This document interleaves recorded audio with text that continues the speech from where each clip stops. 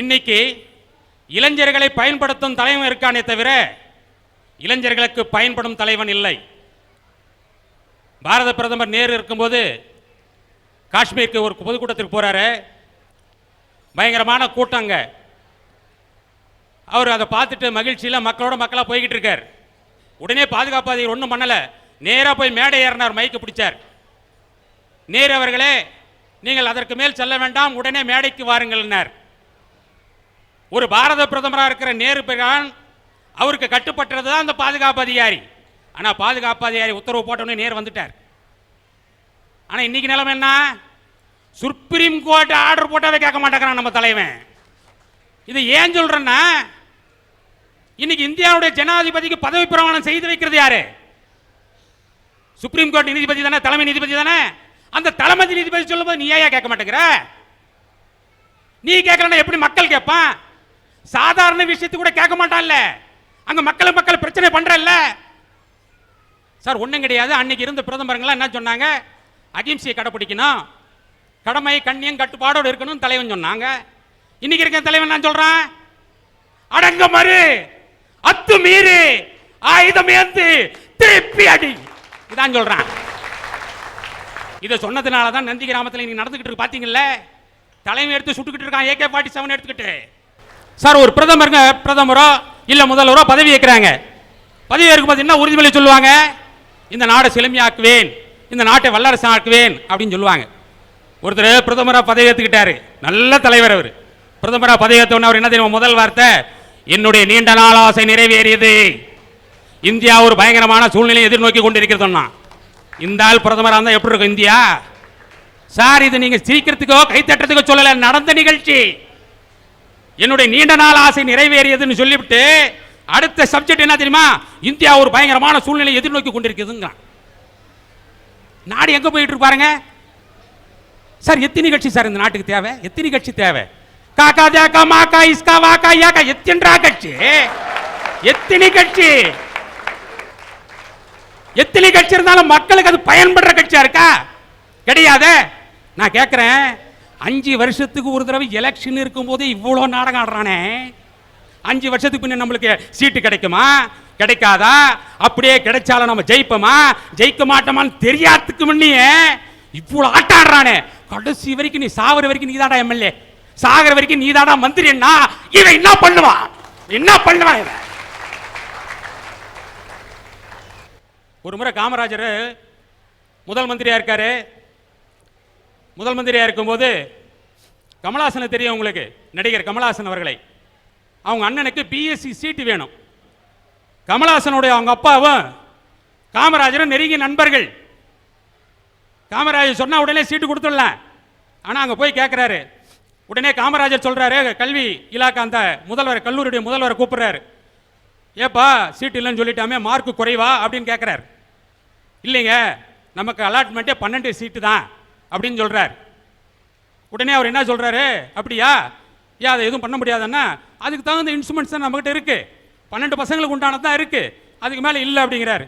உடனே காமராஜ் சொல்றாரு, 10 பேர் நம்ம விருந்தாளிங்க வந்துட்டாங்க, 10 பேர் எதிர்பார்த்தோம், 20 பேர் வந்துட்டு உடனே என்ன செய்ய போற? நீ திரும்ப சமையல் செய்ய போற, அது மாதிரி 2 ஷிஃப்டா பண்ணிடு சொன்னார்.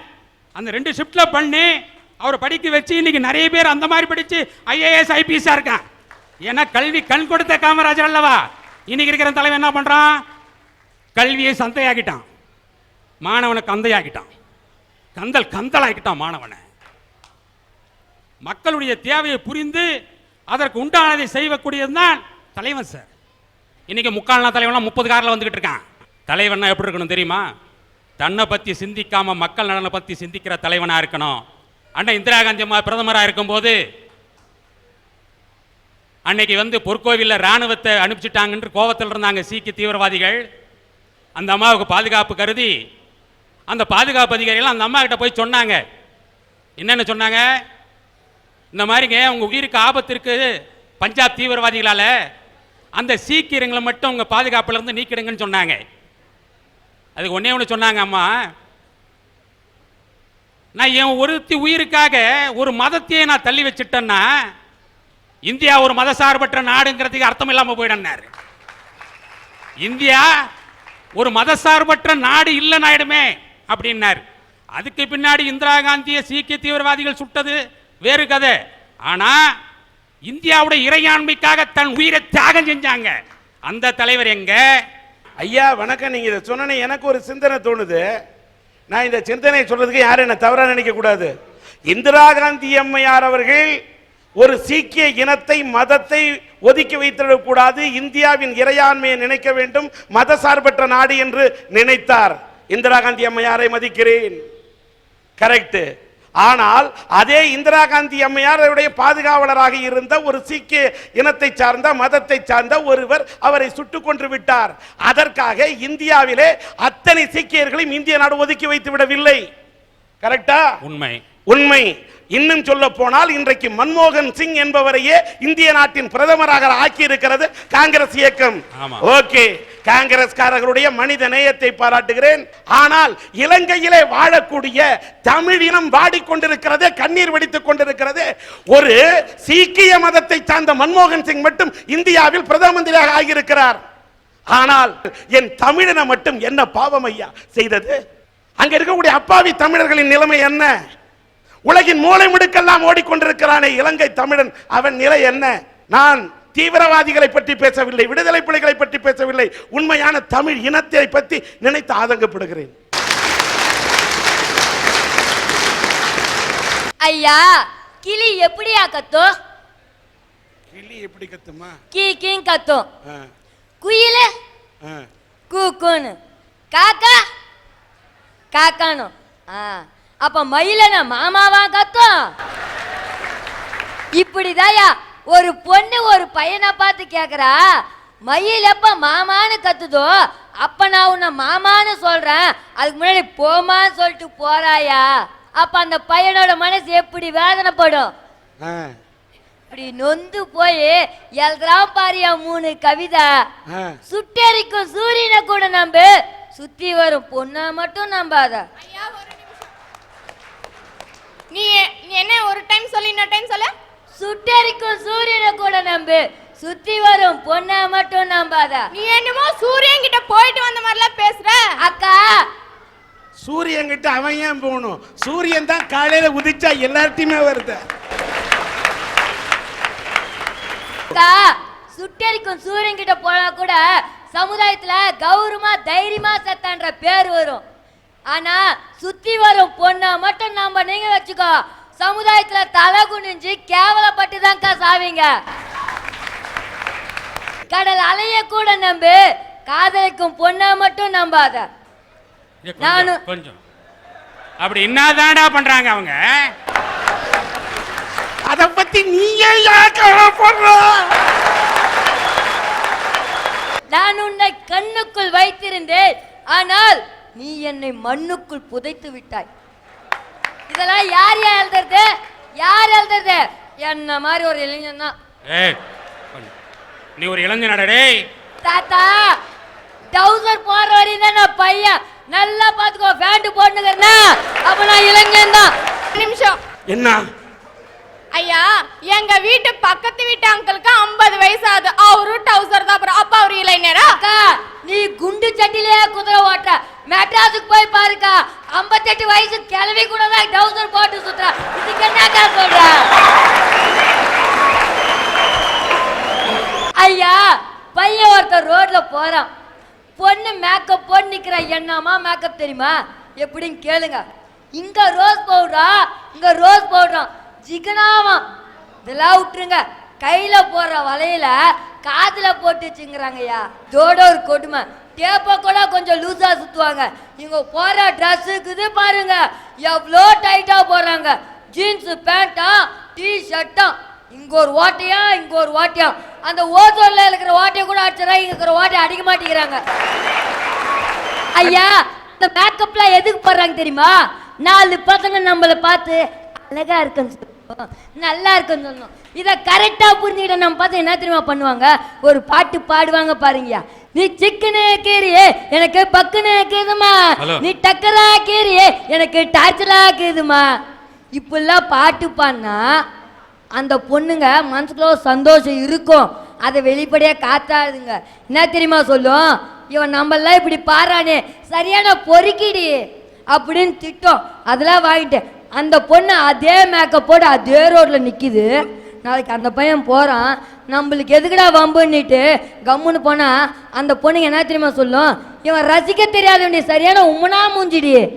இப்ப ஒரு நிமிஷம், நீங்க மட்டும் திட்டுறதே இல்லையா? அந்த பொண்ணு போயிட்டே இருந்ததுன்னா அந்த நாங்க உங்களை பார்க்கலனா பாடுறா பாடுறா போற வாயாடி கருவாச்சு இப்படி எல்லாம் நீங்க திட்டுறது இல்லையா?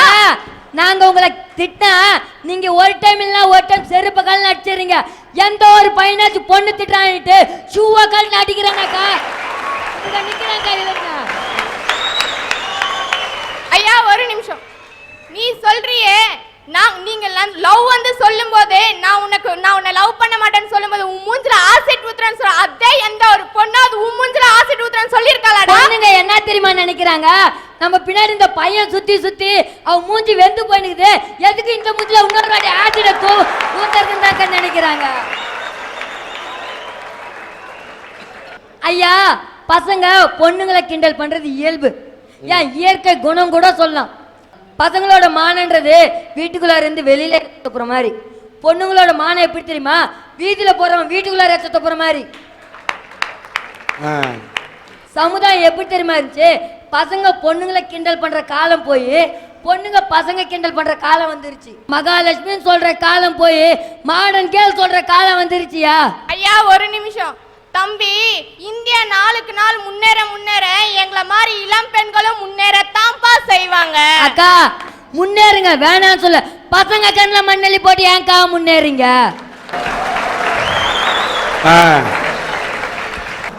சண்டைக்கோழி படம் பார்த்திருக்கீங்களா? சொல்லு சொல்லு. மீரா ஜாஸ்மின் அதுல காலேஜ் போறன்ற பேர்ல சினிமா தியேட்டருக்கு போனாங்களா, அமைதியா இருக்க வேண்டியது தானே, படத்தை பார்க்க வேண்டியது தானே. என்ன தெரியுமா பண்ணாங்க, கழுத்துல போற துப்பட்டாவை எடுத்து தலையில கட்டிக்கிட்டு டா எவன்டா நாங்க தலைப்படுத்த போறோம், டா எவன்டா அவன் தலைப்படுத்த போறோம்னு சொல்றாங்க. ஐயா ஒரு நிமிஷம், நீ என்னமா சொல்லிய பசங்களும் அந்த மாதிரி கட்டிட்டு ஆடுறதே இல்லையா? அக்கா சேட்டா பண்ணாதான்க்கா குரங்கு, இது மாதிரி பண்ணாதான்க்கா பையன். ஒரு பொண்ணு இது மாதிரி பண்ணா அந்த சமுதாயத்துல அந்த பொண்ணுக்கு என்னக்கா பேர் வரும்? என்ன வரும் சொல்லு? என்ன வரும் சொல்லு. பசங்க திட்டமா பொண்ணுங்களை காரி முய்வாங்கக்கா. ஒரு பையன் ஒரு பொண்ணுகிட்ட லவ் லெட்டர் கொடுக்குறான். அந்த பொண்ணு என்ன பண்ணும், லெட்டர் வாங்கி படிச்சு பார்த்துட்டு உனா பிடிச்சிருக்கு உனா பிடிக்கலன்னு சொல்லிட்டு போயிடணும். அவன் என்ன தெரியுமா பண்ணுவா, 4 பேர் இருக்காங்க கூட பார்க்காம லெட்டரை வாங்கி கிழிச்சு போட்டுட்டு போட ராஸ்கல் உங்களை அறிவில்லையா, செருப்பாலை பண்ண உனக்கு அக்கா தங்கச்சியோ பிறக்கலையான்னு கேட்குறான். நான் கேட்குறேன், இதே எந்த ஒரு பையனாச்சு பொண்ணு லவ் சொல்றான்ட்டு 4 பேர் முன்னாடி அடிச்சு உனக்குலாம் அண்ணன் தங்கச்சியோ பிறக்கல எவன் எவன் எவன் ஒருத்தனாச்சு கேட்குறான். நிற்கிறான் இல்லைங்க. நீ என்னமோ சொல்றியே, அதே நாங்க பொண்ணுங்க காதலுக்கு ஹாய் சொன்னா உலக அழகி, காதலுக்கு பாய் சொன்னா உள்ளூர் கிளவி என்றடே எங்களை பார்த்தா உனக்கு கிளவியா இருக்கா? அக்கா காஞ்சி ஃபிஷ் காஞ்சி போனா கருவாடு, ஃபிகரை நம்பி போனா திருவாடுக்கா.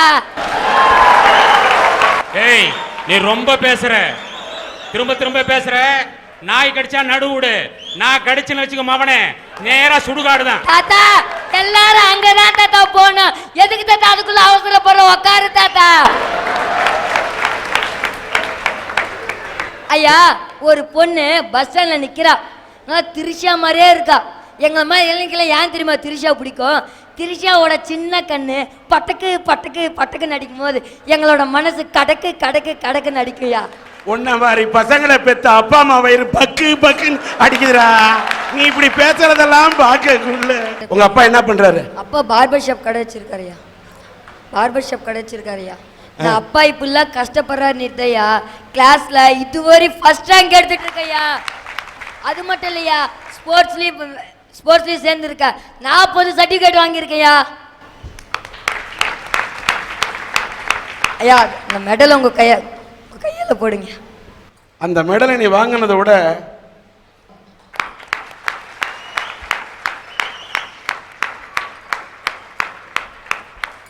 இதெல்லாம் மெடல், அதை விட உனக்கு நான் ஒரு வாழ்த்து மெடல் தரேன்.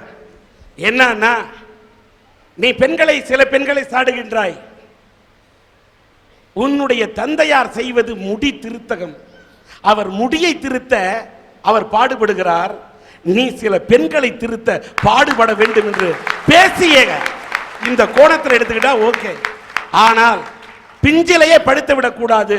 சில பெண்கள் அப்படி இருக்கலாம், எல்லா பெண்களும் இப்படி நினைக்க கூடாது என்பதற்காகத்தான். ஆனால் நல்லா பேசின இந்த அறிவு கூர்மையை பெண்களை சாடுவதற்கு மட்டும் பயன்படுத்தாமல் இந்திய நாட்டை முன்னேற்ற வேண்டும் என்று நாளைய வருங்கால தூணாக நீ இருக்க வேண்டும்.